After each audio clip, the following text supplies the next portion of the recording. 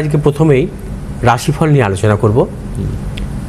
আজ হচ্ছে শুক্লপক্ষের দশমী তিথি। আজ বজ্রযোগ সকাল 7:15 পর থেকে শুরু হবে বজ্রযোগ। আজকের গ্রহগত সন্নিবেশ, রবি আজকে অবস্থান করছে বৃষরাশির কৃত্তিকা নক্ষত্রে, আজ আবার রোহিণী নক্ষত্রে প্রবেশ করবে। চন্দ্র আজকে অবস্থান করবে সিংহ রাশির উত্তর ফাল্গুনি থেকে আজকে কন্যা রাশির উত্তর ফাল্গুনি নক্ষত্রে প্রবেশ করবে। মঙ্গল আজকে মেষ রাশির অশ্বিনী নক্ষত্রে অবস্থান করছে। বুধ আজকে অবস্থান করবে বৃষ রাশির রোহিণী নক্ষত্রে। বৃহস্পতি আজকে অবস্থান করবে মিথুন রাশির পূর্ণবসু নক্ষত্রে। শুক্র আজকে অবস্থান করবে মিথুন রাশির আদ্রা নক্ষত্রে। শনি আজকে অবস্থান করবে মীন রাশির রেবতী নক্ষত্রে এবং রাহু আজকে অবস্থান করবে কুম্ভ রাশির শতবিশা নক্ষত্রে। কেতু আজকে অবস্থান করবে সিংহ রাশির মঘা নক্ষত্রে। অর্থাৎ আজ রবি অবস্থান করবে আজকে থেকে রোহিণী নক্ষত্রে। রোহিণী নক্ষত্রে রবির অবস্থান অত্যন্ত শুভ এবং রোহিণী নক্ষত্র, কারণ আমাদের যে 27টি নক্ষত্রের অধিপতি হচ্ছে রোহিণী নক্ষত্র এবং রোহিণী নক্ষত্রে রবির অবস্থান জাতক জাতিকার জীবনে কিন্তু সাফল্যদায়ক। এবং রোহিণী নক্ষত্রে যদি কখনো রবি থাকে কোনো জাতক জাতিকার, তার কর্মক্ষেত্রে সাফল্য আসে এবং কর্মক্ষেত্রে যশ, প্রভাব, প্রতিপত্তি এবং সম্মান প্রাপ্তি ঘটে। অর্থাৎ রোহিণী নক্ষত্রে রবির অবস্থান যে কোনো জাতক জাতিকার সাফল্য দেয়। এবং তার পাশাপাশি আজকে রাশির কর্মভাবে অবস্থান করবে বৃহস্পতি এবং শুক্র। কর্মভাবে শুভ গ্রহের অবস্থানকে আমরা বলি অমলা যোগ। অমলা যোগ অত্যন্ত শুভ যদি কর্মস্থানে বৃহস্পতি বা শুক্র শুভ গ্রহ থাকে। তার পাশাপাশি ভাগ্যপতি এবং কর্মপতির ক্ষেত্র বিনিময় যোগ আছে, কারণ রাশির ভাগ্যপতি কারক গ্রহ হচ্ছে শুক্র, কর্মপতি কারক গ্রহ হচ্ছে বুধ।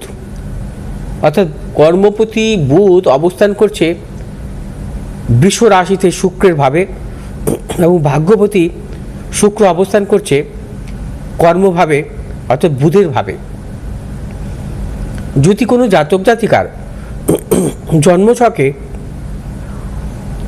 কর্মপতি এবং ভাগ্যপতির ক্ষেত্র বিনিময় ঘটে, সেই জাতক জাতিকার হচ্ছে কর্মজীবন অত্যন্ত ভালো হয়, বিশেষভাবে শুভ এবং তার জীবনে কর্মে সাফল্য এবং তার পাশাপাশি কর্মসূত্রে বিদেশ যাত্রা হয়, সুনাম, প্রভাব, প্রতিপত্তি সব কিছু আসে যদি ভাগ্যপতি এবং কর্মপতির ক্ষেত্র বিনিময় হয় লগ্ন সাপেক্ষে।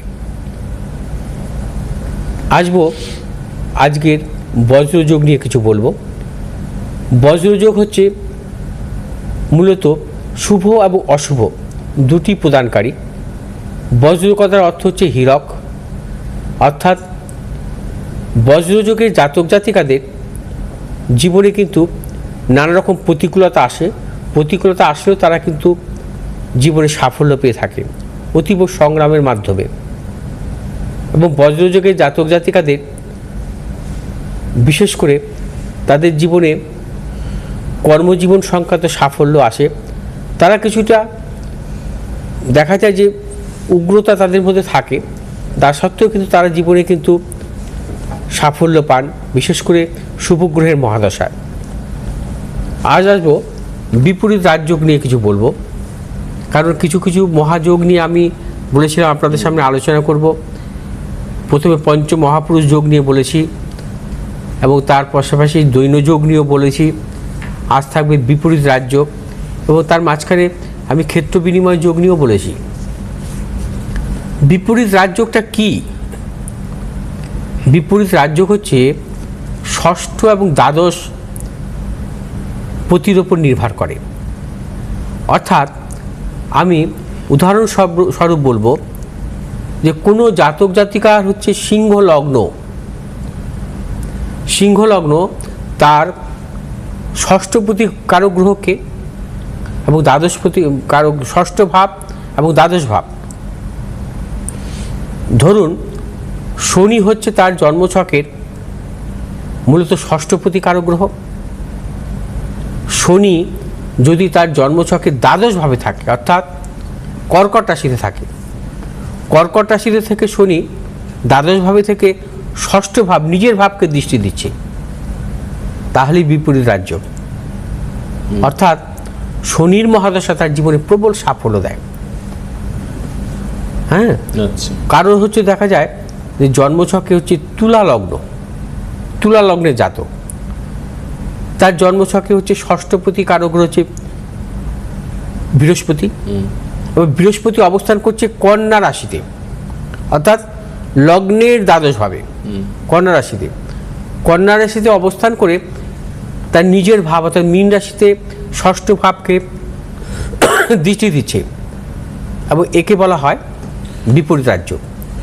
অর্থাৎ দ্বাদশভাবে অবস্থান করে নিজের ভাব ষষ্ঠ ভাবকে দৃষ্টি দিচ্ছে, এটাই হচ্ছে বিপরীত রাজ্য। আবার কারো জন্মছকে হচ্ছে বৃশ্চিক লগ্ন, সে বৃশ্চিক লগ্ন মঙ্গল হচ্ছে তার জন্মছকে দ্বাদশভাবে অবস্থান করছে, অর্থাৎ তুলা রাশিতে অবস্থান করছে। তুলা রাশিতে অবস্থান করে সপ্তম দৃষ্টি নিজের ঘরে দৃষ্টি দিচ্ছে, অর্থাৎ মেষ রাশিতে, অর্থাৎ লগ্নের ষষ্ঠ ভাব মঙ্গলের ভাব, অর্থাৎ এটা হচ্ছে বিপরীত রাজ্য হলো। এই যে গ্রহগুলো বিপরীত রাজ্যকারী এবং তাদের মহাদশায় সেই জাতক জাতিকাকে সর্বক্ষেত্রে সাফল্য দেয়, দুর্দান্ত সাফল্য দেয়।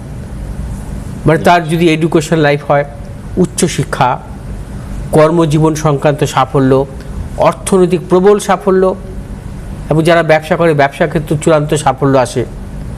মানে সেই গ্রহের মহাদশায় প্রবল সাফল্য দেখা দেয়। বিশেষ করে এই বিপরীত রাজ্যকারী গ্রহগুলো হচ্ছে মূলত আমরা যেগুলো বিবেচনা করে দেখি, বিপরীত রাজ্য হচ্ছে মঙ্গল, বুধ, বৃহস্পতি, শুক্র, শনি, এই পাঁচটি গ্রহ হচ্ছে বিপরীত রাজ্যকারী গ্রহ। এবং এরা হচ্ছে যদি কখনো কোনো জাতক জাতিকা জন্মছকে ষষ্ঠপতি হয়ে দ্বাদশ ভাবকে দৃষ্টি দেয় বা দ্বাদশপতি হয়ে ষষ্ঠ ভাবকে দৃষ্টি দেয়, তাহলেই হচ্ছে সে বিপরীত রাজ্য যোগ সৃষ্টি করে। এবং বিপরীত রাজ্য অত্যন্ত শুভযোগ, এবং একটি জাতক জাতিকার জীবনে ওই সময়ে প্রবল অর্থনৈতিক সাফল্য দেয়। অর্থাৎ বিপরীত রাজ্যের মহাদশা পাওয়া হচ্ছে খুব সৌভাগ্যের ব্যাপার। হ্যাঁ, আবার দেখেছি অনেকে জন্মছকে আসে, হ্যাঁ, মানে বিপরীত রাজ্য